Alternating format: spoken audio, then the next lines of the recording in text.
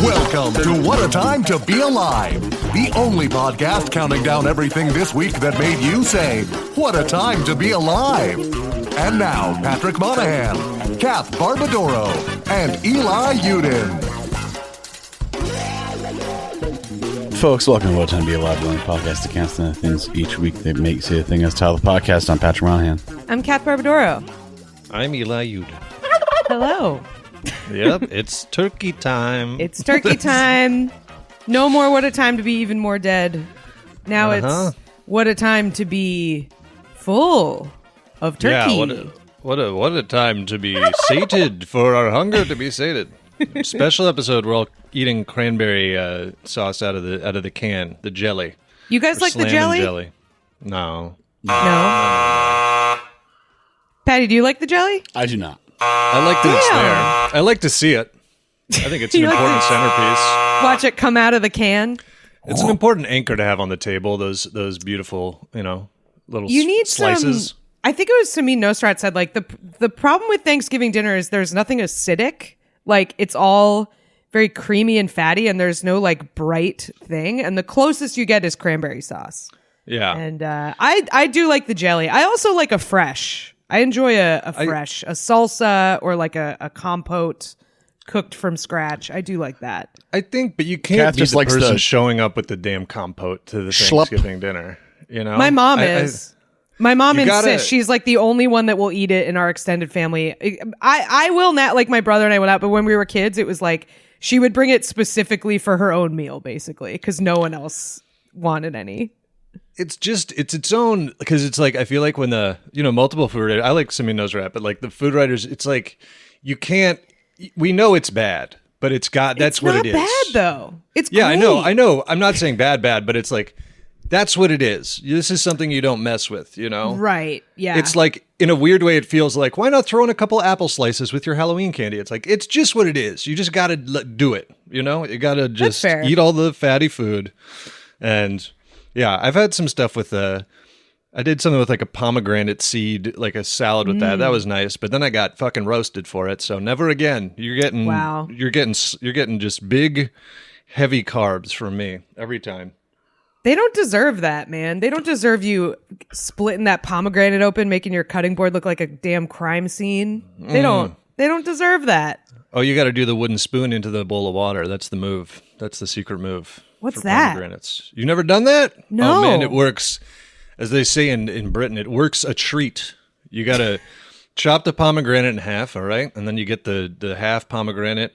You hold it over a bowl of water, cold water, and you just spank that shit with a wooden spoon on the butt of the pomegranate, and it all fires out of the pomegranate into the water, but the seeds sink and all the mess floats. The pulp, yeah, the pulp pith all or floats. whatever. So it's easy peasy. Interesting. The way I was taught to do it was you cut off the top like a little slice so that you can see the cross section, and then you can kind of split it apart with your hands so you're not cutting any of the seeds and like having a staining juice explosion. And then from there you can kind of remove stuff, and then you do it in the bowl of water. And that, Well, of course, I slice it in listeners, half. how do you dismantle a pomegranate? Let us know. I have nothing to offer here. I, of course, slice my pomegranates in half on a post in my backyard with my katana, my sharp Japanese folded steel blades. I mean, if I could, I would, because it does make a mess. It does, and they're like little ballistics, They're like squibs. Those Yeah. things. You could prep it. I mean, when my mom, not every year, but when we do like the latke party, we sometimes do where my mom's making hundreds of latkes, which is just an insane amount of oil and stuff.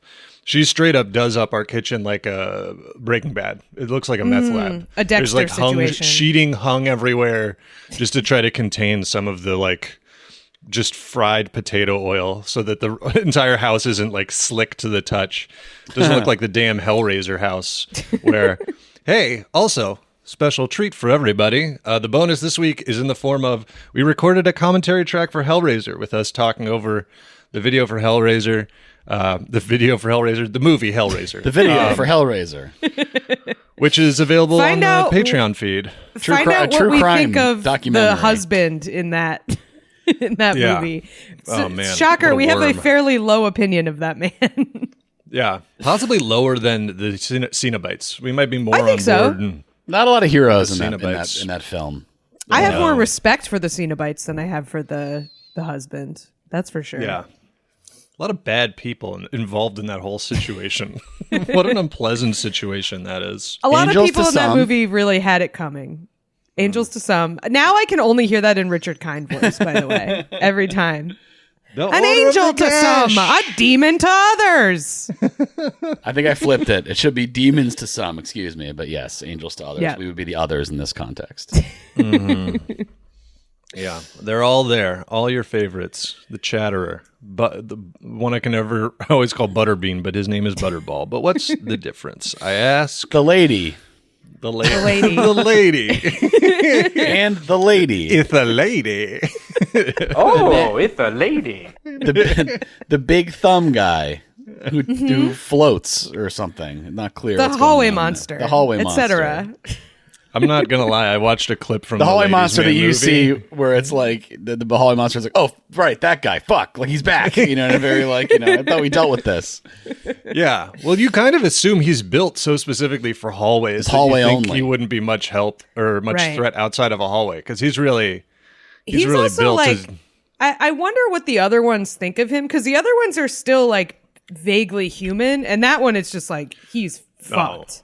Like he's their dog. See the he is their dog. He's gotta be. He's not afforded the same level of, consideration and respect as the other Cenobites in that community, I think. He is their pet. Which maybe He's is on what a- he was going for, given the freaky shit those guys are up to. He is almost literally effectively a hall monitor for them. He just watches that one back route to the hell dimension, pain dimension. hey. Yeah, it's very very Pan's Labyrinth, obviously. Or Pan's Sure. Labyrinth is very Hellraiser, I would suspect. What were you saying about the Ladies' Man movie? Is the thumb guy I watched in a there clip as well? from it on YouTube, and it's they're in that. You forget, but They're all there. he fucks Butterball's wife, and so no, it's just like I don't know. I mean, I think most people would argue that's probably not a great movie, but like it was in the same way Naked Gun. I was like, well, at least they're just making jokes. At least this is silly. It was like Yeah. I laughed at the clip. I'm not gonna lie. Was this on Oh, YouTube it's Shorts a for you? lady. It was a full video, above 30 seconds or whatever. But yeah, it just was such a throwback to those movies where I'm just like, yeah, it's Will Ferrell in a singlet trying to wrestle the ladies' man, and Sure. I think that's fine. I think That's all we need. It was the Ladies' Man again going up to the attic and seeing partially reconstructed Frank and saying, that is disgusting. It's No, I've funny had a because little- I do feel like the Ladies' Man would maybe be a candidate for the lament configuration because he's a hedonist, right? Oh. He loves to F, you know? He might like it. That's a sketch they missed. They they forgot that one. He might be into it. I don't know where his proclivities end. He's That's mostly true. about doing it in the butt, but but there's also what is his name? Leon Phelps, right? Leon Is that his Phelps. name? Yeah, that's Yep. right. And there's like there's an earworm from it now. This is just haunting me in my brain, but it's one of those ones I can't like say out loud because it's Will Ferrell's character, as many in 90s comedies, where he's like a clearly closeted man, and then Leon Phelps as the ladies' man is just like, and I think his name's like Lance. He's like, and Lance, you're gay, and that's cool. And I'm like walking around with that in my head. Yeah, can't be saying that. Yeah, he says it's cool, which for the time period is pretty woke of the ladies' man. Lance, you're clearly gay, and that's cool. Yeah, I mean, I feel like if you're the Ladies' Man, you got to be like pretty progressive, you know? Yeah. You can't be like a trad Ladies' Man. That's not gonna work out for you. Well, that's what's Yeah. I would disagree in terms of current events. It seems that's true. That is a bunch of guys who are aspiring to be that. that seems to have been the exact trajectory a lot of those guys followed. So yeah, it's hard to say. Fair enough. Fair enough. You know, Trad ladies' man is delivering milk. It's a milkman, I think. It's like, That's hey, the most trad Right. ladies' man. As we discussed a few weeks ago, because you're fucking all the wives. That's Yeah. it's hack, but it works. It's like, I don't know if you know this, but some of the things you seem to stand for are a little bit, it's a little hypocritical, little they don't really line up. I don't know if you know that. Excuse me, more of a comment than a question. You say this at gunpoint as you're being shuffled into some place, Surely this petard will be the one that hoists them. end of So a women should all bayonet. have sex with you, but also never have sex. Oh, Do I have that right? interesting. Okay. Yeah. Through a fence with barbed wire on top. That's how that's being said. Oh, the touch of irony. hypocrisy. Shuffled onto a train. Good Methinks. stuff. Yeah. Good stuff. Methinks you're contradicting yourself, sir. Through the grate at the well I'm in. They're just building all these wells to put their enemies in. It's not really very productive. It's a terrible idea because you're just going to make a lot of Batmans. Each well produces one Batman. Climbs out. A lot of batsmen. Batmen. That's a recipe Batmen. for Batman. Too many. We've created all these Batmen. Batman. Oh, the Batmen are after us. That would be a big group of them, all like grimdark, just hearing like an echoing, commissioner, which you'd also need like 100 commissioners then. Commissioner. To control them all. Yeah. No, they just all go in the same. It's like a high school auditorium. That's where they all meet. Sir, It would be accurate to bats. It would be like, all hanging out under a bridge, and then they That's flock true. when crime they all happens. flee. Yeah, they all depart at the same time. You got to be careful with that bat signal because then you just have like an infestation. You got to close the windows. close the windows. Yeah. One of the Batman gets his sharp bits caught in your hair, and he's like, let me go. Classic bat stuff. I broke my wing. Just, I need to go to an animal rehab center. Put me in a paper bag. Put me in a milk crate. Put a blanket down. Don't let me out because I could hurt myself more. Please keep me in the bag. Give me the fruit nectar. Feed me cranberry juice. put a peach in there. Put a peach in the bag. Peach in the bag, please. Keep a peach in my bat cave. Peach in the bag. Wow. Yeah, he eats a lot of rotten fruit to keep the persona up. Yeah. Eat a lot of rotten fruit. Gets accidentally drunk, flies into a wall, has to get put in a paper bag. Yeah, that's one of his. He's always flying into plate glass windows while he's trying to stop crime. A lot of bird sanctuaries could probably help. I don't know. They also deal with animals in flight, so it could be could have been like a window strike. You understand? Yes. Then again, I'm a mammal. Maybe they won't have what I need. He's just giving you a lot of facts about bats. All right, man. Thanks. Bank robbery's over, so I feel like you can go. They're very intelligent. Okay. All right, man. I'm not a type of bird. Yeah. The confusion no one has. I was like, we didn't think it was a bird. What are you talking about? It's like clearly a different thing. Anyway. Ever had a bat in your house? Ever had a bat in your house? It's an ordeal. It's a big problem. Yeah, I know. They got the Austin's full of those bats. Yep. Not up Man. here. Yeah. I actually never had one in my house in Austin. I had one in my house in New Hampshire once. It's like cockroaches where you have rats, and then if it hits a certain temperature, they suddenly turn into bats. Then they can fly, and then it's a big problem for everybody involved. Oh my God. Speaking of, I learned an incredible fact this week that maybe you guys already knew, but it has come up on the podcast before with both of you walking dogs and Eli also walking dogs as a job. All the chicken bones, how like New York is a chicken graveyard and you have to be really careful.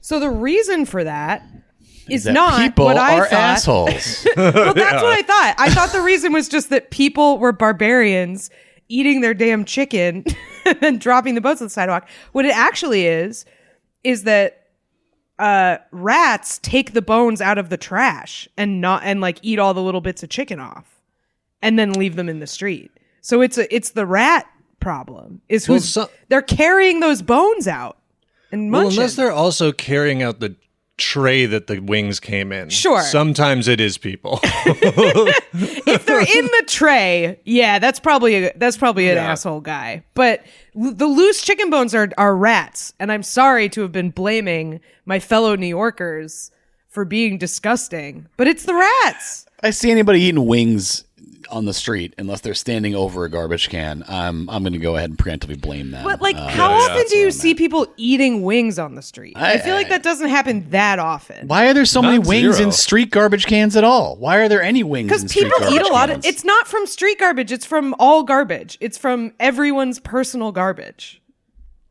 Your own they're personal. going doing in there. PR for the wing eaters. Yeah, right now. Jesus. She's a Good lobbyist. Lord. This My is like friend sent me a podcast all about this. I can send it to you guys after. It's a podcast sponsored by Tyson. It's by Purdue. Sponsored Do you by. think there's a chicken conspiracy to exonerate street wing eaters? Crazy food to eat on the street, by the way. I think that's Very more likely. messy. But going by Occam's razor, I think it is more likely that to be a conspiracy than people eat chicken wings and throw them on the ground because there are no trash cans around. They're not, dude. It's rats, dude. It's rats. They've figured this out. You guys This are very podcast has cynical got about you your by the fellow. Kath has been captured by the littering lobby. I just thought that was such an interesting fact, and you were both like, "Absolutely not." No selling Fuck it. you. I think it could be part of misinfo. it.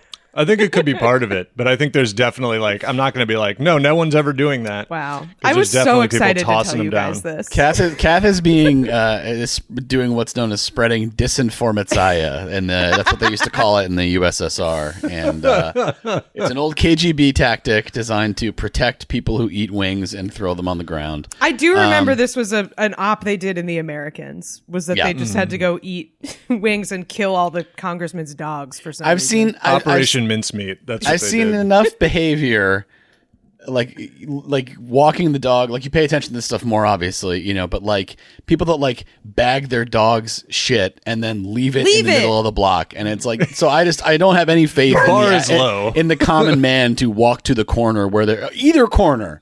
On either side of the street, there's garbage cans on all four corners. It's not from people eating outside. Oh my God. It's from people throwing away their dinner in their house. Let me and then throw a there's- hypothesis out here. Maybe some rats are doing that. Maybe some people are also doing that. I just don't want to absolve everyone that eats wings and That's be like, correct. no, that's never happened. I'm It's not saying all it's rats. never. Oh my God. We have to move on. We cannot keep arguing I'm maintaining about my this. extremely negative worldview of the average person.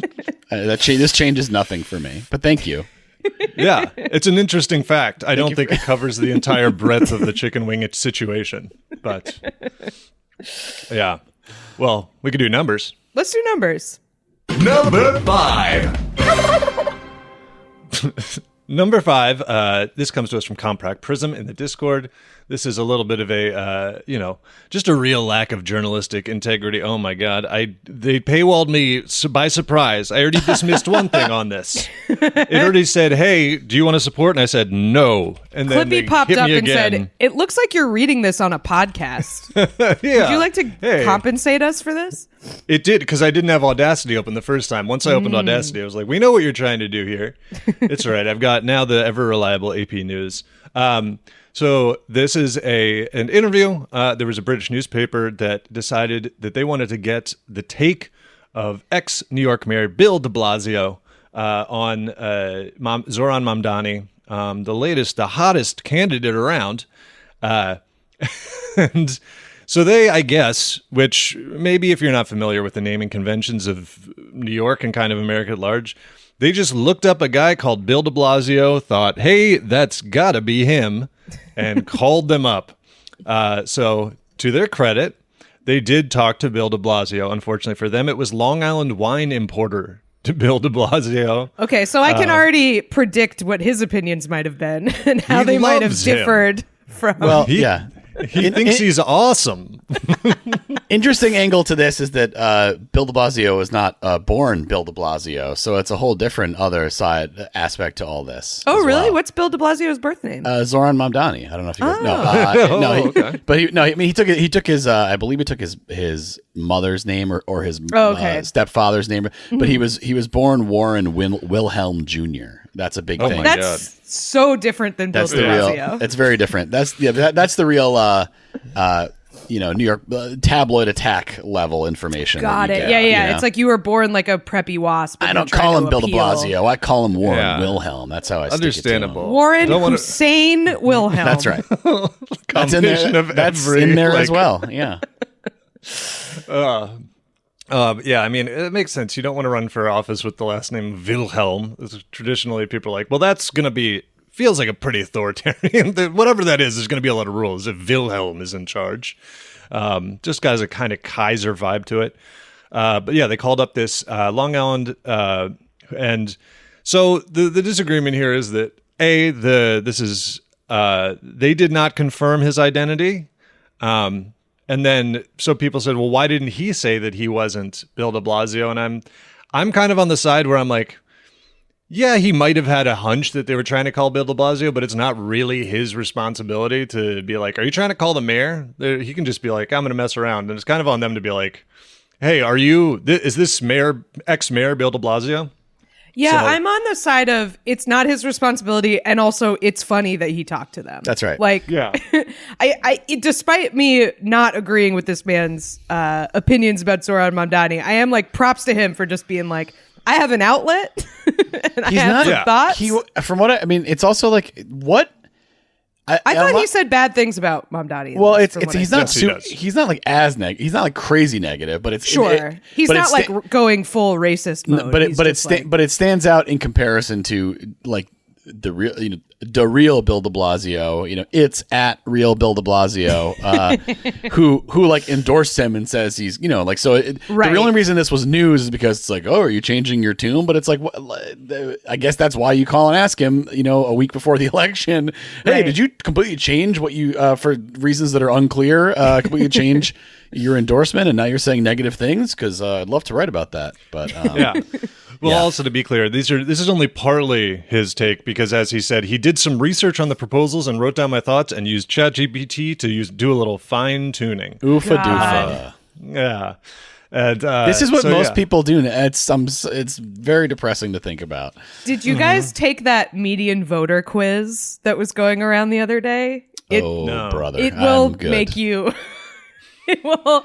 Yeah, you'll like stop believing in democracy. It was great. It was like go ahead.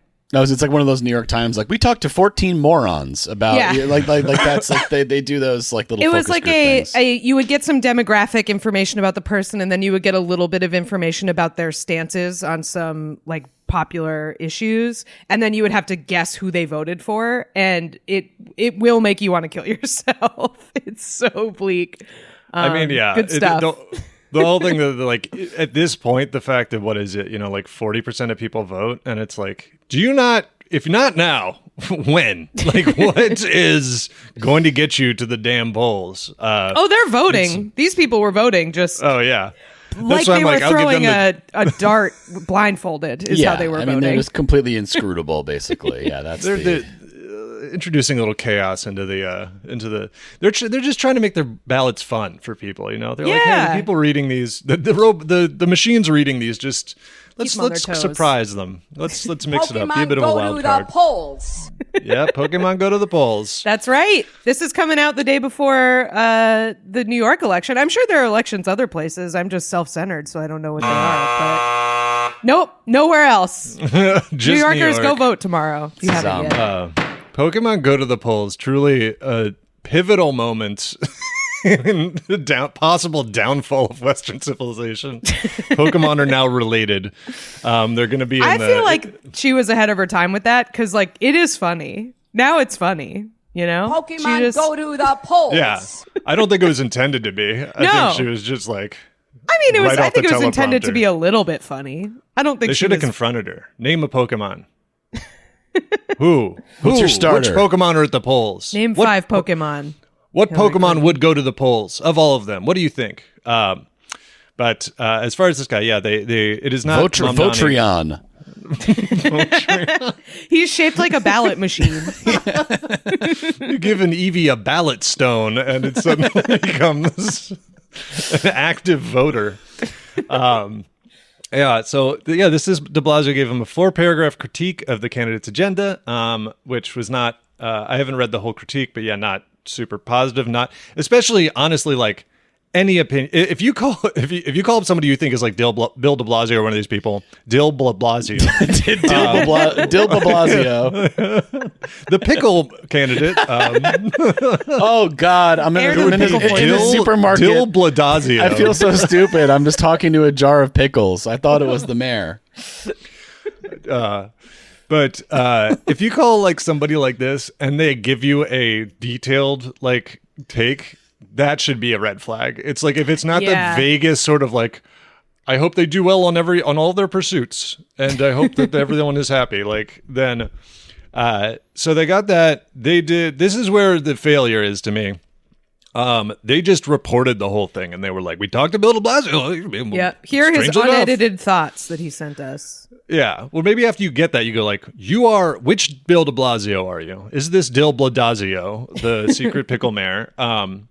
So it published the piece. Actual Bill de Blasio quickly disavowed the piece, and then the Times of London had to apologize. And then you can't say this. They have a statement that their reporter had been, quote, misled by an individual claiming to be the New York mayor. They got to walk that guys. back. Yeah, they got to walk that back. That's not true. Yeah, this wasn't the League of Shadows. You weren't like. This wasn't a man in a dark bar claiming to be someone else. You just called the wrong guy and didn't follow up at all. Yeah. And also, like, I feel like if in terms of a number for public comment, it has to be pretty easy to find that on like a website or something, right? Isn't there's got to be like for a reporter, a channel to contact. Yeah, I'm sure he has like a press person channel. Or something. Well, they're a international company. They're all trying to get in on the clicks from all the Isn't New York. This a Murdoch? This paper? I think Times of London. I don't know. Maybe actually, not. I don't even know. Who knows? But it is like because I do, I am like self-conscious about how sort of like self-centered New Yorkers are. Like we really do act like we are the center of the universe, and I understand why that's like really annoying to everyone else. But also like. The Times of London is reporting on our mayoral election for some reason. So like it's hard to not like fall into that. You know what I mean? Like why are they calling the old mayor? Like mind your own damn business, England. You don't need to know about this. Why don't you have like this is like the one hopeful thing happening anywhere? Why are you not gobbling any coverage of the Oh yeah, no, I mean for people who are like that makes sense. Yeah, of like maybe coverage of this will boost morale to reasonable people when like nothing else reasonable is happening. That's true. Yeah. Go ahead. Oh, I love the detail that like I got the semaphore page to load, and it said like the interview was conducted through his Ring doorbell while he was in Florida. Yeah. So he's in Florida and they're at his house in Long Island and they're talking to him through the doorbell because he's like on his phone, able to talk through the doorbell. Like what a funny the future is now. Like that is so wow. Okay. Also, that makes it even worse that they went to this guy's house because it's like. Well, no, this was the like. Clearing the record interview. Clearing up. This is the reporting on the reporting, not the other one. The other one was over email or something, I think. Yeah. Right? So yeah. Bill de Blasio at gmail.com. That's correct. They're calling him on the official Times of London telephone, which is one of the ones with a cone and a crank. Yes. Yeah. They're in the TARDIS calling him or what? Yeah. I feel like this would be the one instance because like obviously everybody like you want your name at Gmail. That is like the prize. Unless you are the less famous Bill de Blasio. Yeah. I feel. You don't because you don't. You don't even if you don't want anything that doesn't have like a specific thing to it because you have a unique enough name, Kath.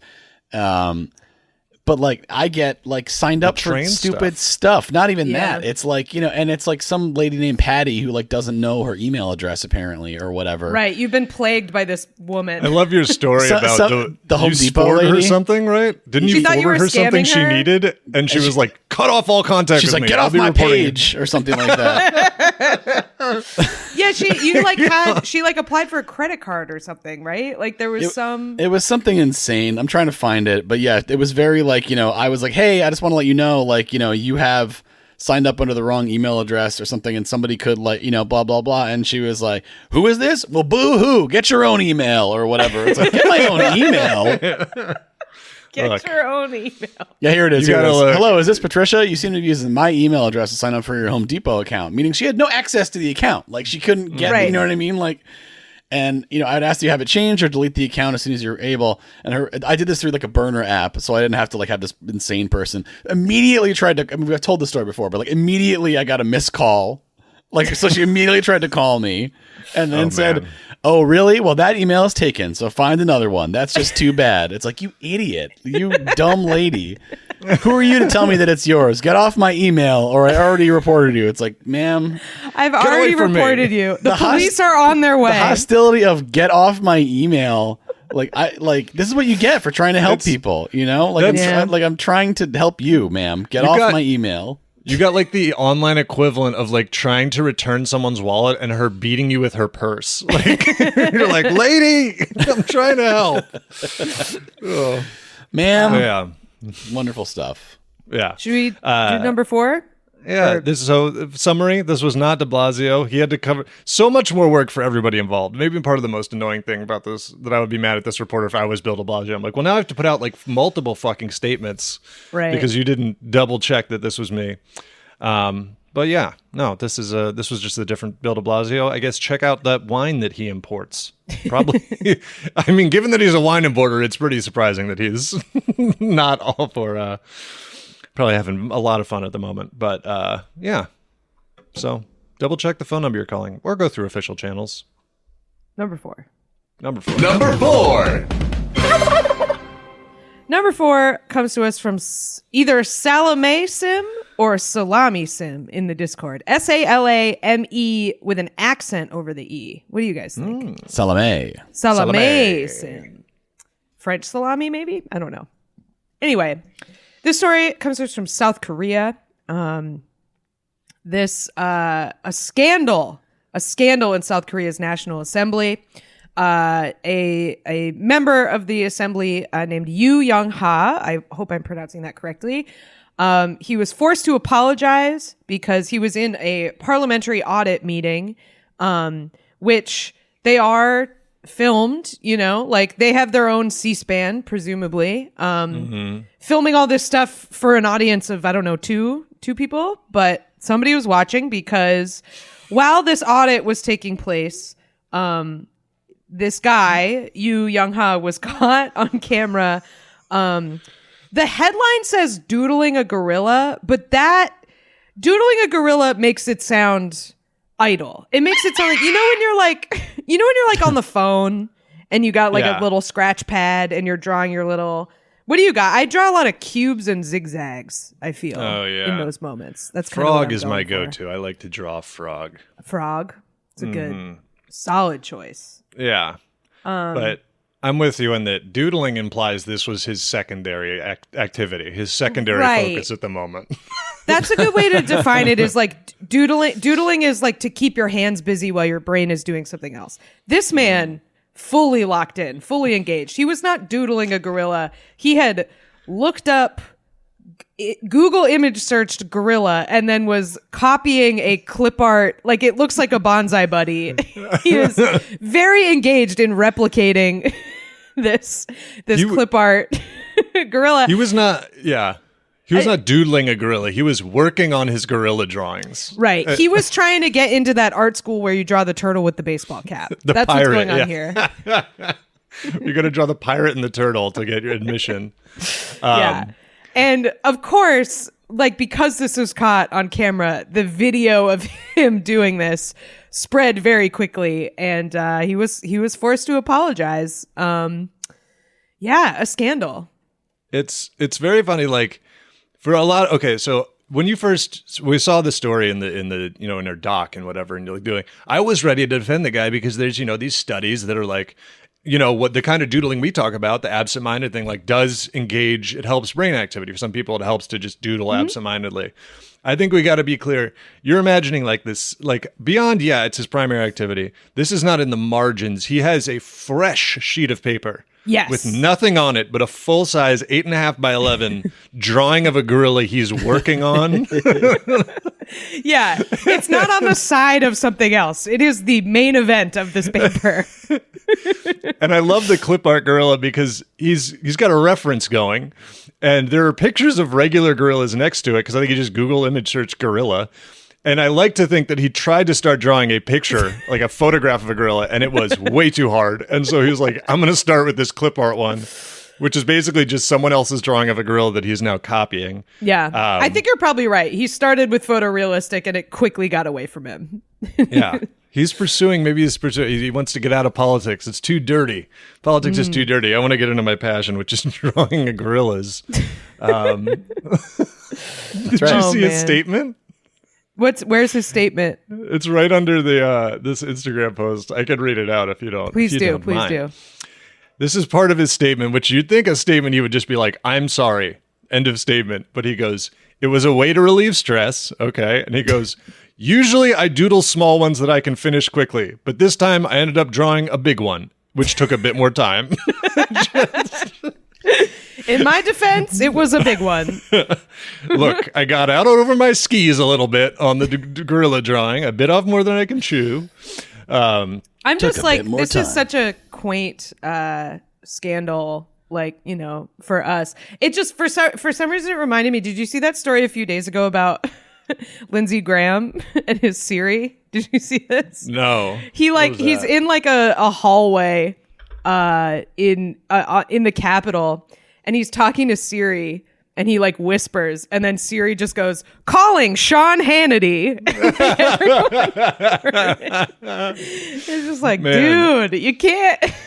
When I was during one of my streams where I was playing Silent Hill, I said something that triggered Siri, and Siri scared the living shit out of me. And It's I was scary. like, that should be illegal. I was like, a robot can't scare a human. That's against Asimov's laws. You're not allowed to scare me. Hey. Not allowed. Yeah, I keep all that turned off because I've been startled for sure. I remember when I was a kid, I feel like I might have talked about this before because it was very scarring. I had like one of those like toys where it was a thing that accompanied like a VHS tape or something, and you would hook it up to the TV, and then you would like press buttons, like you know, like one of those for little kids. And I was like playing with it, and then I walked away, and like 10 minutes later, I was like lying on the couch or something, and it went, "Turn me off," and I jumped out of my skin. It was so scary, and I feel like I have feared machines since then. Terrifying, really shook me. You got to preserve those AAAs. You got to, the things running on old cylinder batteries. You got to be ready. Yeah, I love those toys where it's like, it's just for kids little enough to know that they are completely independent of each other. Because you're like, when I press the button, the VHS knows. And it's like, this is just timed out, and children are very predictable. I don't know how it worked. Like, I can't, maybe it was just completely fake. I don't know what it like did. I don't even really remember. If it's the ones I'm thinking of, it is just fake. It's just, it asks you a question, and it's like basically a way to like pretend. But like if you're a kid, you're like, oh, it knows. But it's like, if you don't hit anything, it'll just like, good job. If it is in fact a VHS tape, then like there's no way to alter it. But it might have been like a duck hunt situation, you know? Like, oh yeah, it could have been some kind of video game thing. Anyway, all I know is that it yelled at me when I left it on, and it had been long enough that it was scary. That's the main thing I remember about that toy. Yeah. It was scary. It was so scary. What did Siri say to you? I don't remember. It was just, Siri just did the like, hey, and I just. And you're playing Silent Hill, so it's like extra scary. Everybody's got issues in that game. Everybody's like eating stuff, and no one's coming to save you. They're all coming to stab me with their knife legs. They're not leaving me the fuck alone. God damn it! Whole town is so stressful. This town is so stressful. This town. But yeah, no. I mean, I really think this guy just. Very Icarus situation, because I think he should be allowed to doodle gorillas if he wants, but you can't be taking out a fresh sheet. You can't be pulling up clip art. You got to keep it. Yeah, you can't be like, that's not what your laptop is for, you know, in this moment. I imagine, and it was they were doing an audit too, so I imagine it was very boring, but like, oh yeah. Yeah, you got to have something else at least on your screen while you doodle. You got to have that Excel spreadsheet up, you know? Yeah. They say that a user commented, and I guess they were trying to be like cutting or whatever, and he goes, because working and having a meeting at desk is too boring. And it's like, yeah, it is. I mean, I think we can all admit it is too boring. Boss. That is a boss. Yeah. Uh-huh. Look, Zoom. That is a guy who leads meetings. That is not a guy who attends meetings. So, yeah, don't really care what your opinion is on that. As a meeting haver, I'm offended on behalf. Mm-hmm. I mean, when everything the meeting community. A slap in the face to the meetings community. The blank community is really we're really finding new ways to. Will Weldon's hashtag meetings community. I miss those. Yeah, and I want to apologize to the chicken wing eating on the street community. Oh my God, we can't get back into this. For my comments. Look, grab the rope. I'll pull you out of the quicksand. Yeah. But honestly, I mean, his gorilla draw, I mean, he's just tracing a clip art, but it's not too bad. Hey, he's it would not be even worse if it was like copying. really embarrassing. Yeah. This would be I'm more hopeless embarrassing at if the drawing. I you're feel a like I would tracer. not do as well as he did. He's doing pretty good. Yeah, if it was like a bunch of like, I wish it was a paper with where you could see a bunch of starts and then them X'd out because he doesn't have like a pen with an eraser on it or whatever. But fireable offense. Yeah. Sorry, man. Hey everybody, as mentioned right now on the Patreon, if you'd like, you can hear our commentary track for the Hellraiser movie. You can watch it. It's got the movie and our voices in one easy video file. You can pop onto whatever you prefer to watch that on. This is a special occasion, but we also have tons and tons of bonus episodes you can get on our Patreon, patreon.com/whatatimepod, one every week, plus ad-free versions of our main feed episodes. Check it out. Number 3? Number 3. Number 3. I don't know why I find that noise so funny. I should hang out with more turkeys. They're pretty funny. They're mean. Besides you two. Well. Rude. Number 3 is... Last episode. That's right. When did this all fall stories. apart? We do have stories every year about mean turkeys. We haven't gotten one yet this year, but I imagine we will. Turkeys are fearless. They attack cars. It's crazy. That's so insane. I also it came up with my students recently where I was talking about that thing about how turkeys will drown in the rain, which I don't think is true, but is like a thing people say, you know, where they like live there. And none of my students had ever heard of that, and I was surprised. Yeah. I feel like that's a classic chickens, thing. But it is not true that they stare at the rain and drown. And which is weird because like can't they cough or something? I don't know. Well, we're not going to get into the whole lies about chickens that have been spread. But this story comes to us from Iguana Helium Cube in the Discord. It is about the new Bruce Springsteen movie, which apparently sucks ass from what I've heard.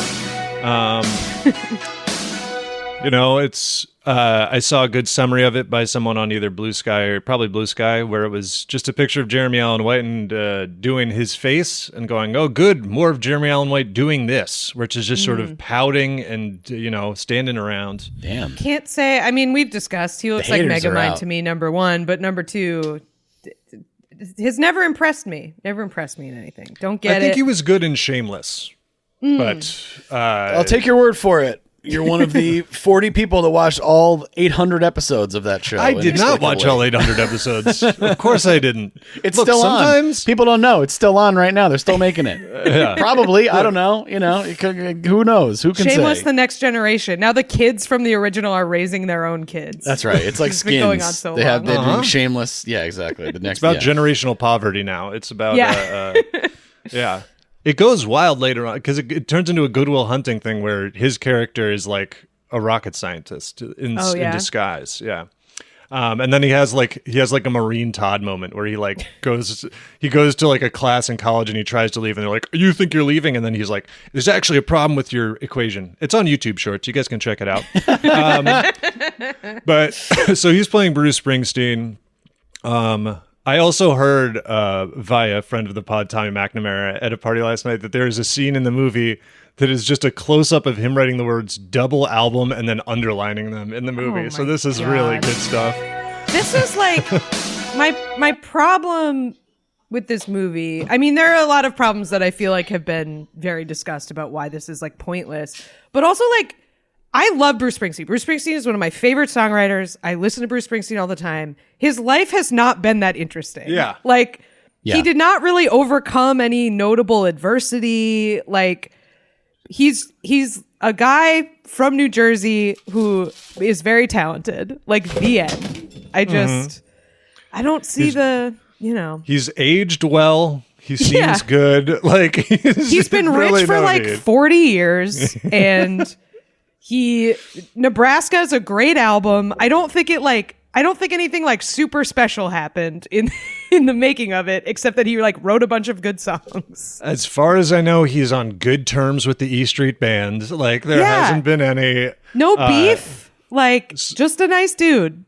It feels like it's almost the opposite. Where it was like they were like, we need a big Jeremy Allen White vehicle, and they were like, who does he look like that we can just make a biopic about?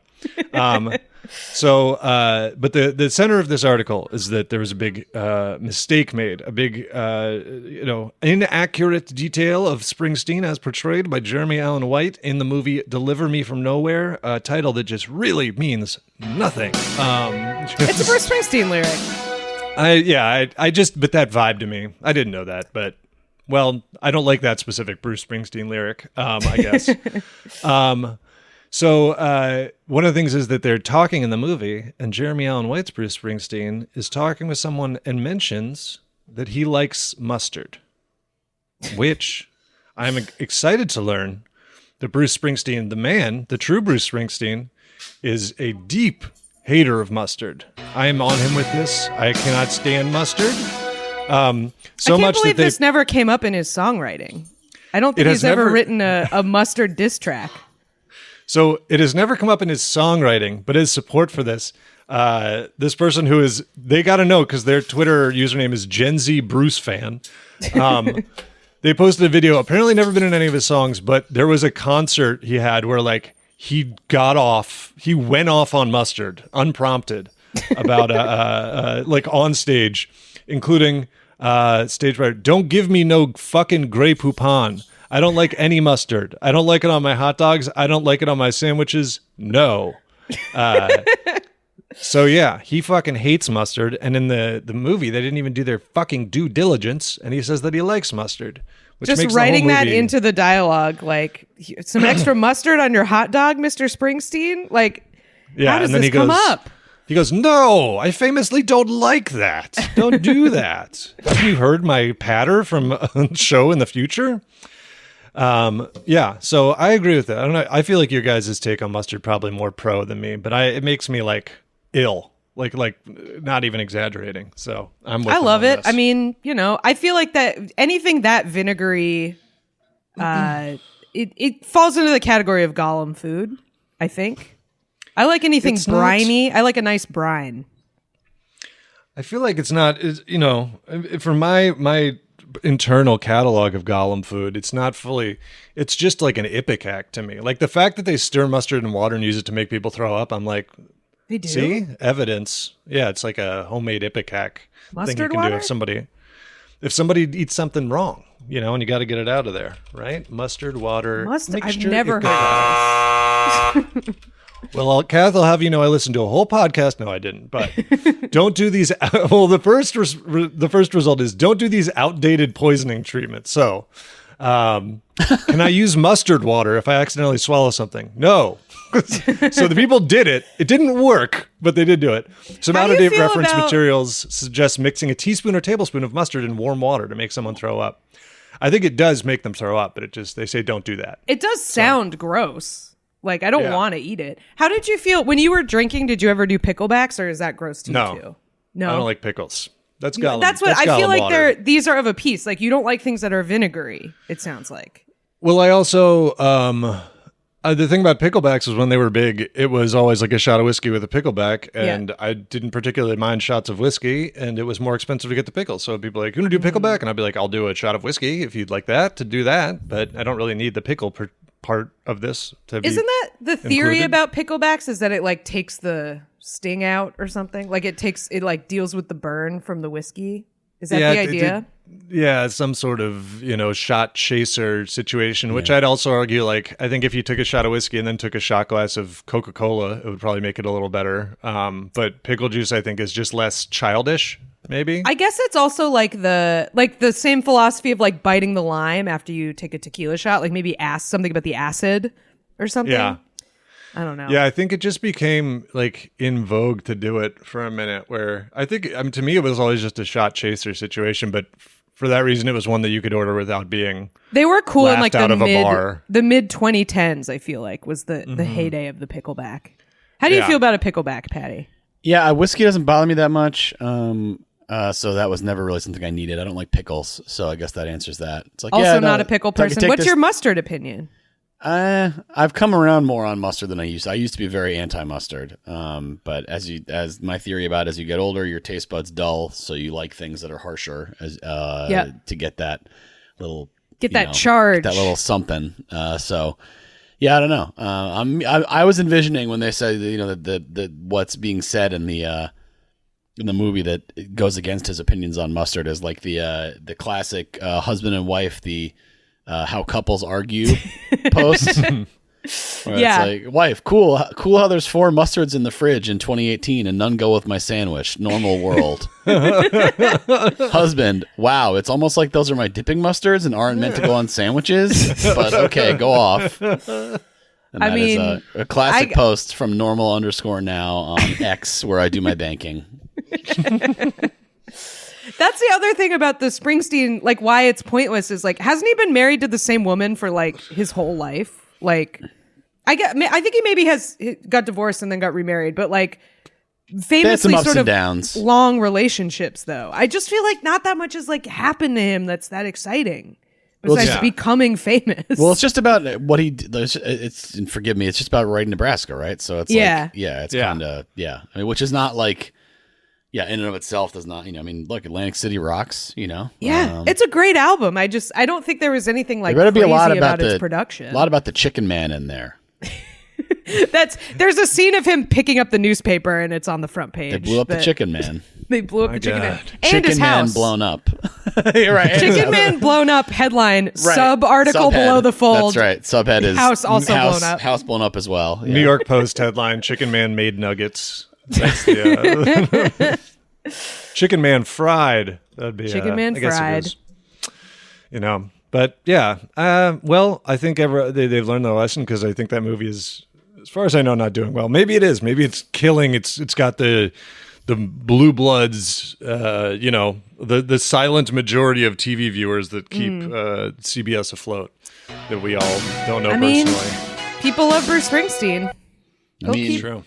Man, Chicken Man was a nail bomb. I just learned, not just a bomb, a nail bomb. Pretty gruesome. Yeah, geez. Nasty way to go. Got to put something in there. Bye. Got to put something in there. Wasn't it was it on under his porch or something? I feel I don't remember. It was in his house. I did look it up eventually. At some point. It just says a blast of a nail bomb at his home. Yeah, I don't see anything else. Sorry, man. R.I.P. to the Chicken Man. Immortalized in song forever. Don't do that. Don't make those. That's our stance. Don't make those. Anti-nail bomb. No. Yeah. Knock it off. Cut Don't it get out. that. Explosives. They're dangerous. Don't mess around with that. I didn't realize those the. Oh yeah, let's do number. There's an unrelated fact, so we should just probably move on. Tell me the fact. It was just that I was watching. Your guys aren't going to guess what platform it was Number on, 2. but they were talking to Adam Savage about MythBusters. He does question and answers on YouTube, and they were like, "What was the one thing that you couldn't do?" And he was like, "We tried to get a granade for a myth," and he's like, "You cannot get a grenade." That's surprising to me, honestly.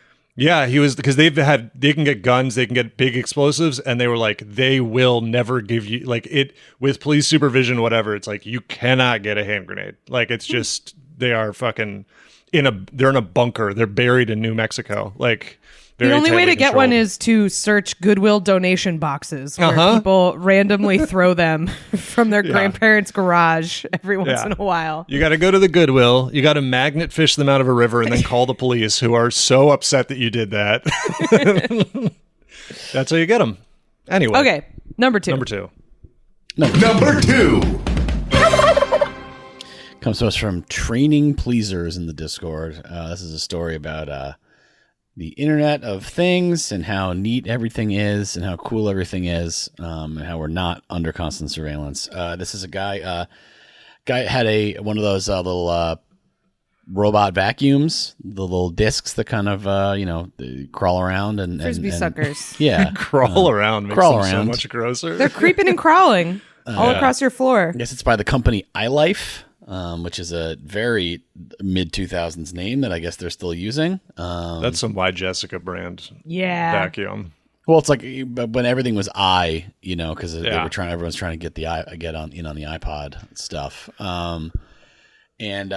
So he was having some. I guess he's like a computer programmer and stuff. This guy, so he like knows how to get around in the bits of the thing, and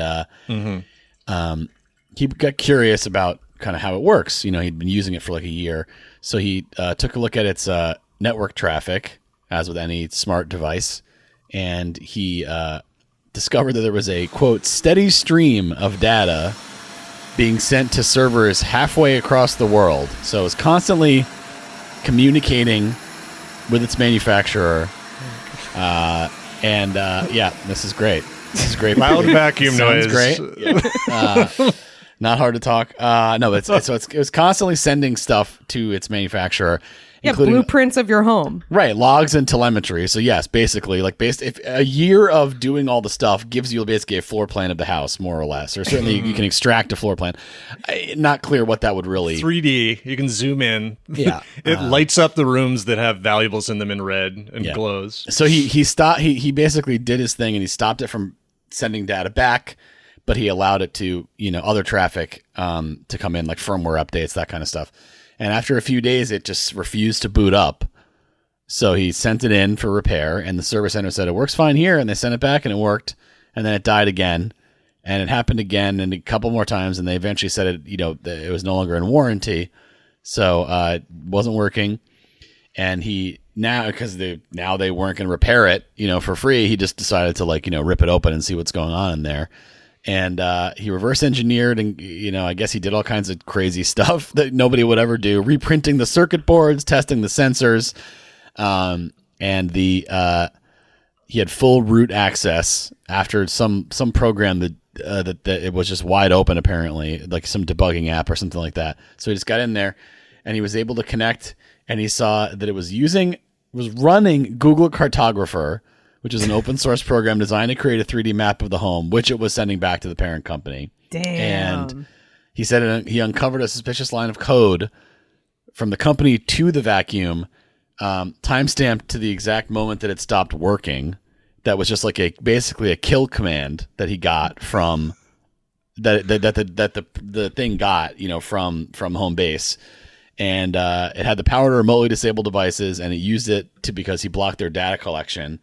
Whether it was intentional or, automated compliance, nonsense.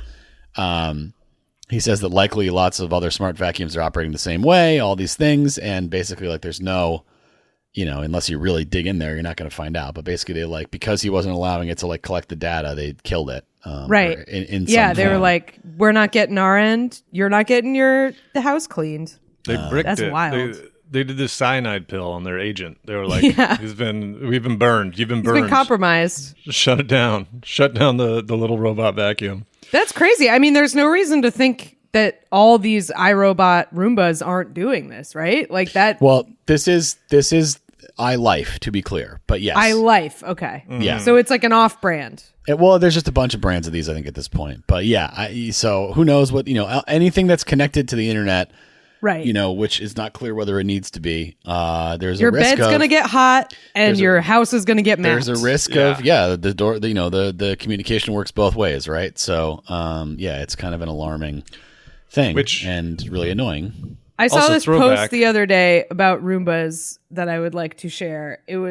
I guess it was posted last year, but I just saw it. It was from Meeky Blinders on Twitter, and it said, "A piece of my Roomba broke off and it vacuumed it up. Self-sucking little freak." Cannibalism.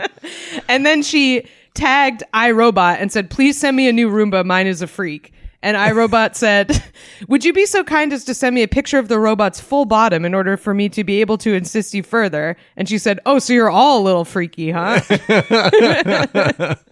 So I don't know if she got a new Perv Roomba, company. but they're freaks. Little perverts. Oh, I was just going to add that additional information on our story from last week on the smart beds that all crashed. I remember us all discussing going, well, surely the bed doesn't get hot.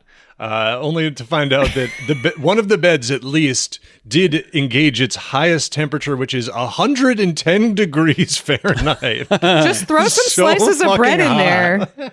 Make some toast, dude. Yeah. That's crazy. That's what it's for. It's basically the fucking Michael Scott, George Foreman bacon next to the bed.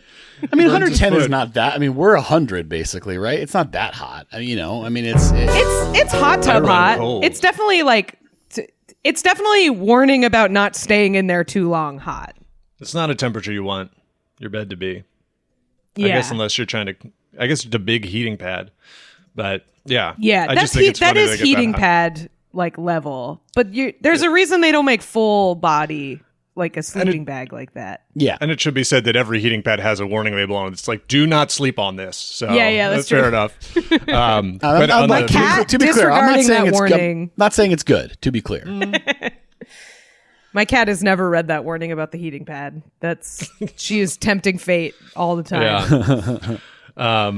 No, but on the Roomba, no, yeah. So I guess, I assume it's like a cost cutting thing where it's like, that's what I assume like iRobot and stuff do is either this stuff is encrypted or which probably costs money, or it's like stored on board the device, which is like they have to buy memory, Right. whatever, where instead they're like, no, let's just put it all in the cloud. I just like to think, have either of you guys ever had a Roomba? I have had a Roomba. I have not. You get so angry at it so fast. I was so frustrated with it because it's just, admittedly, I bought the cheaper one, but like it is like suicidal as a machine. It's just ramming into stuff over and over and it like cannot figure out. I was like yelling at it. It was like, and I'm like, because I was mad too. I was like, I have the easiest house. Like this, is a I just live in a rectangle. square. Like, how can you not figure this out? So I like to think that the blueprints it was sending, like this telemetry data, was just like them getting just millions of messages that are just like couch, couch, couch here, couch here, couch here. Well, it just rams into the leg of a couch over and over. That's like, I saw a Reddit post once. We might have talked about it on here about the person who was like, help, my Roomba thinks outside is part of my house and it keeps trying to escape. And like, the person showed like a schematic of what the Roomba thought. And it was just like, there was just like a wide infinite angle indicating outside. Like it somehow got into its head that outside was part of it. You got to do more. You got to do more than you think. I remember one thing I had to do where it was like you had to set it up like you were setting up a little obstacle course for a hamster, because I had like two pieces of furniture that until I got the Roomba, why would I know that they're the exact height for a Roomba to wedge itself under? And what it does is it wedges itself and then it starts basically screaming because it has an alarm that means I'm stuck. And so it's like, "Arr!" And so every time I turned the Roomba on, I had sheets of cardboard that I would slot in so that Oh it my couldn't God. wedge itself into the like problem areas. The Roomba is no longer in use. Also because I feel like Iggy would not appreciate it. Maybe you should love it. Maybe be a friend. Maybe that's how I beat the separation anxiety is I run a Roomba, I cover a Roomba in fur and run it while I'm gone. Maybe that's Give it the a key. heartbeat. Yeah. Give it a little heartbeat. She'll love it. Your Yeah. best friend. And then, but yeah, they run around. And then they also do this thing where when they sense an especially dirty area, quote, they like beep and then start going in circles, and it feels insulting. It's like, oh, somebody made a real mess over here. Missed I'm a gonna have spot, to- you savage. Yeah. Yeah. So, they run around, they scream. I do then feel they- like one of the best investments I have made is in a really expensive vacuum. I do think it's like worth, of all the sort of appliances and stuff, I do think it's worth the money to get like a really nice one, especially if you have a pet. Like, Yeah. it's pretty fantastic. I got a can never Dyson go on back. my wish list because I tried to save the money and I got the a different one. pet hair Dyson and it's primo. I got a non-Dyson wet dry vac, and brother, they were like easy to clean, and I want to take them to court over it because cleaning that thing is like disassembling a rifle. It's like Day of the fucking Jackal every time I have to clean this fucking vacuum. And look, it's just, you can't say, there needs to be some sort of thing where it's like if you say easy to clean, someone has to do it in a white room, and it has to take them less than 10 minutes. It's like with recipe time. Like, you stop lying about that. Stop. Yeah. Oh my God. That's crazy. The thing I learned about that is how they do it and how they're cheating the system is in the recipe, it'll say like 1 onion chopped as on the ingredients list. And so they're timing it from when you have the onion already chopped. It's like the prep isn't included. They're not including the mies, and it's unrealistic. It's hurting all our self-esteem as chefs that it takes us so long. They got to cut it out. I'm going to just eat it's like a 15-minute easy chicken recipe, and I'm just going to eat raw chicken and be like, I was told it was done at 15 minutes. And then simply I'll get my big payday. Claw it off the rotisserie chicken with your hands. The fastest dinner of all time. Yeah. If you have all the ingredients already cooked and prepared, it's very short cook time. Put it in a bowl. You take that little plastic bag, the little chicken purse, and you just, walk around your apartment clawing pieces off from your chicken purse. They blew up the chicken purse. And then, of course, you throw your bones on the curb when you're done. Uh-huh. You go outside and you sprinkle them. I feed them straight to my dog. I go, here, put this in your throat. Right in there. But this smart vacuum, I mean, I think that also, like, that's one thing. I mean, a million reasons, like, I'm against buying the, like, super cheapo knockoff stuff that just catches fire or breaks and you have to buy a million of them. But if you're buying anything that's sending data about your home, that's not something I want a clear path of ownership to the company that made it. I don't want to have to, there shouldn't be shell companies involved in, like, my off-brand Alexa, my, Y Alexa or whatever. So, yeah. Yalexa. Number one? Number one. And this week's number one reason to say what a time to be alive is turkey gobbles. Folks, this story comes to us from just ASCII Shruggy in the Discord. That's their name. Really trying to trip us up. But I love the little shrug guy. He's great. I love old school emojis. I think we need to use more of those. ASCII stuff is great. I always do wonder, though, because there's, like, part of the shruggy guy is a character that looks like a like slanty it's a smiley. Japanese character. Yeah. It's Japanese? Okay. I didn't know you could access those from our, English computer commands. In a detail that nobody really wants or needs. It's all Unicode. So they're all like in there. You get most of them by hitting Alt and then typing a code in your number pad. But there's like a crazy amount of stuff in there. All the zodiac signs. People use it to do like cool names in online games and stuff. But I just think most assumed people that, just like, copy paste. Yeah, I just assumed that, like, there was some capability in 1995 that allowed you to do that, and everyone since has just been copying and pasting. It's just handed down. Exactly. It's all copy pasted. There's an extremely broad family tree, all rooted back to this, the equivalent of the fish that crawled onto land one day, which is the one person who put this Unicode shruggy together. Right. Yeah. And then it's just constantly just Control C, Control V. This story is from Australia, which is why it's funny. When I thought it was the US, I got sad, but it's Australia. They have good schools there, so it's okay. Although there was a mishap in Queensland, Australia, where year 12 students from at least 8 schools, they had a standardized final history test, and a bunch of students got taught about the wrong Caesar for the test. So they were asked a bunch of questions about a different Caesar than the one they were given information on. They were taught about the salad.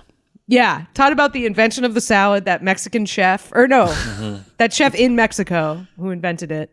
I love that. I love that Caesar salad is technically Mexican. So they were supposed to study Julius Caesar, but instead they learned about his nephew, Augustus Caesar.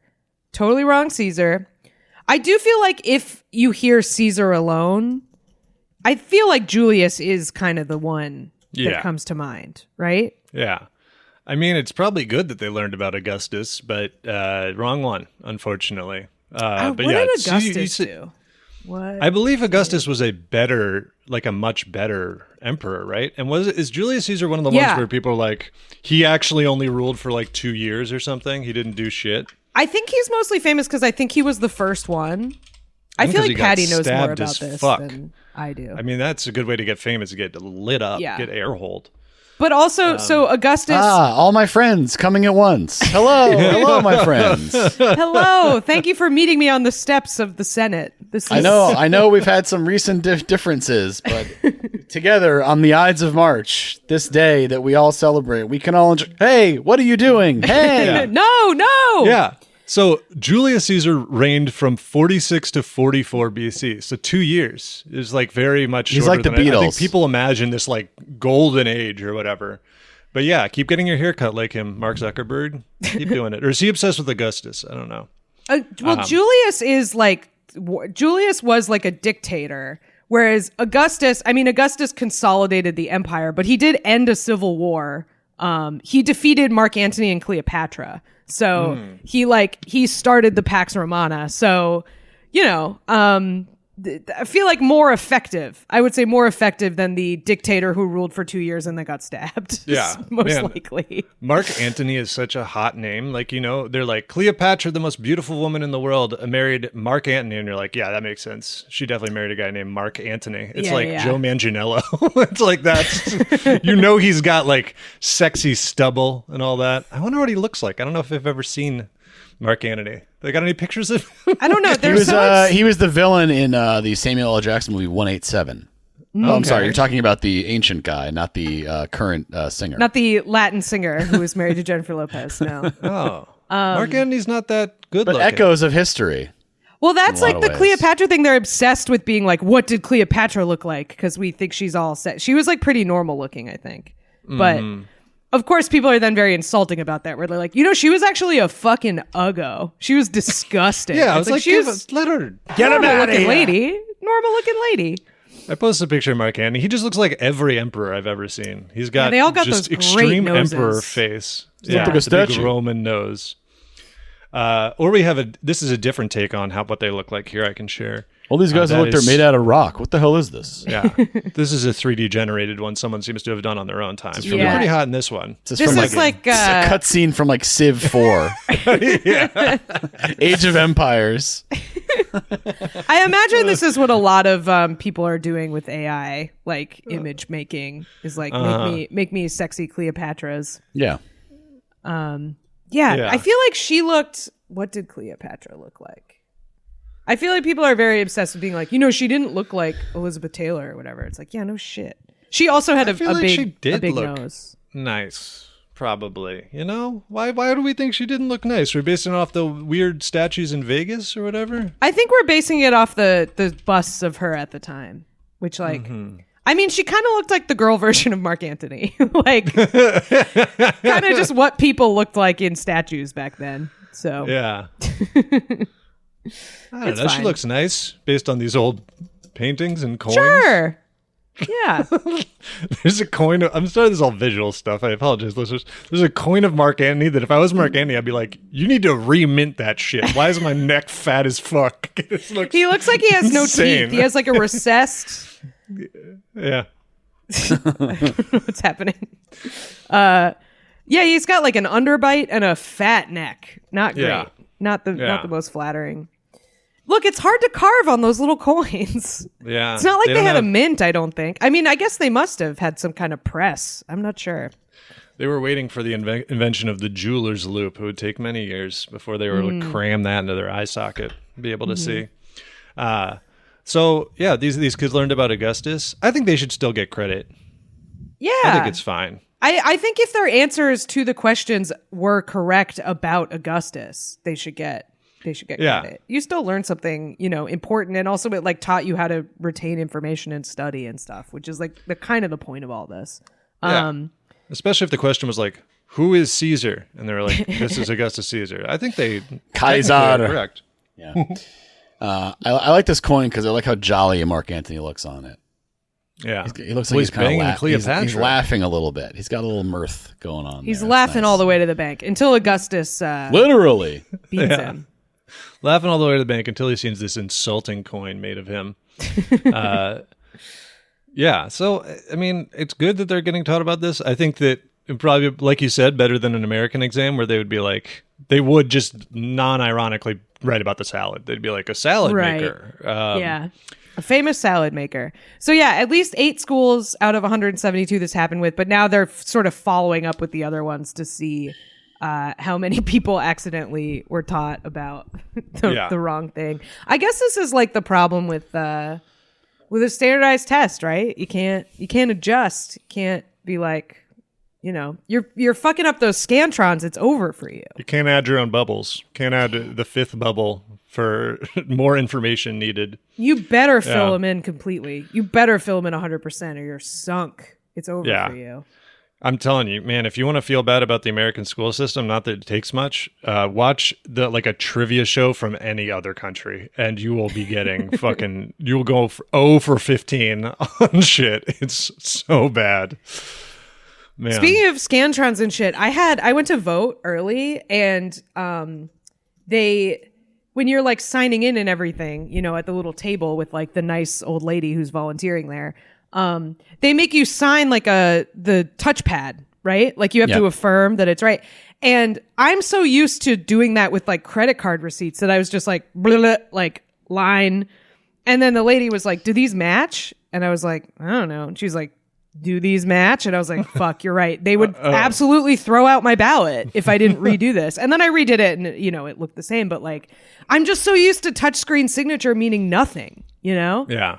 Do it right when you go vote. It could be a problem. You got to do what I do. And my official signature on everything is blah, blah, blah. It's like a line. Specific blah, blah, blah. It's like I'm not going to describe in detail my signature, but it's basically like an E and then some stuff. And we'll post a we'll post a picture of it. We'll post a pic. It's on my social security card. I'll put it on there. I'll post that up on Patreon. I feel like I developed my signature before the age of a touchscreen. And so now it's like difficult to do. I have a long name and I have a lot of stuff that sticks up and like there's a lot of, so I just have to like really be proactive about it. But yeah, I had never even really my muscle memory for touchscreen signature is some bullshit because they're not checking my credit card receipts. So my mom's signature is like very readable and like detailed and stuff. She's got a John Hancock. Yeah, and I feel like that was the signatures I would see was my mom and dad signing stuff, and my mom did that, and my dad also does like first letter of the name, blah, blah, blah, blah. And I was like, I'm doing that one. That one's way easier. I'm picking that. We'll do that. I choose that. So. Yeah, but I have gotten called out for it before, like because sometimes I get the question you got where someone's like, "Is that your real signature?" And I have to be like, "Yeah," and they have to. That's what I got for you. I'm sorry. This is all I have to offer. Eli makes his mark. Mm-hmm. My signature is my thumbprint. I'm bringing that back. That's all I got. I have a stamp of a pheasant that I use, and that's my identification. I actually used ChatGPT to come up with a cool signature. Dude, no joke. Sorry, I need to affix my wax seal to this touch screen. How can I? Press, I have a capacitive Turning the screen seal. around, and it's a perfect paw print. Here you go. Yeah. There are like, you could add some notes on Instagram, at least I guess if you have bad signatures, you're like, improve your signature. And I'm like, I'm not even sure you're allowed to do that. How does Instagram know about your signature? I don't like that. Like that. There's a lot of things you don't like. Your Roomba runs over. What you can't do is leave your signature on the ground, and then if your Roomba scanning it, sucks it in. Yeah. Do not leave your social security number for your Roomba to suck. I never should have gotten that welcome mat that has my signature and all my information on it. That was foolish in retrospect. My Roomba sucked up my credit card and put it on Pastebin, and I'm in ruins. I'm ruined. My ACH information. Why would I do this? That's way more damaging than my credit card.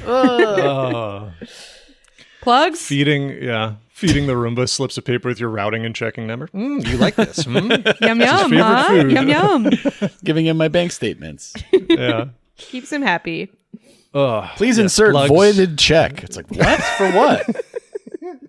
It's okay. Yeah. It says void. It says void. There's no information that can be used against me on here. It says void. Yeah. Plugs. Like and subscribe. Y'all ready for this? Find our Patreon bonus episodes, merch, Discord, and more at whatatimepod.com. And follow us on Twitter, TikTok, YouTube, and Instagram at whatatimepod. Check out Kath's other podcast, Lie, Cheat, and Steal, about liars, frauds, thieves, and bullshitters. Theme song by Naughty Professor. Thanks for listening, and best of luck.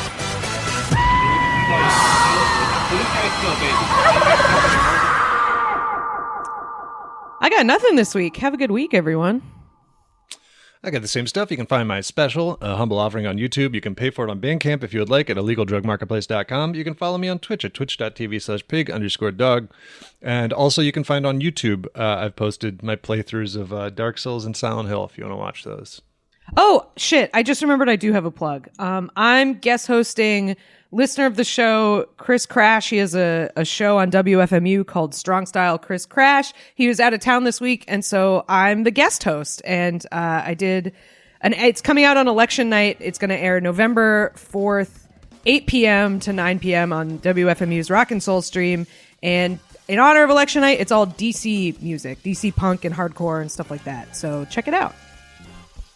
And I also forgot, but I was on a friend of the pod, Diego Lopez and Micah Brucey's podcast probably 2 weeks ago or so. But you can find that episode and listen to it if you'd like. A little time. I didn't forget shit. I ain't got shit. Goodbye.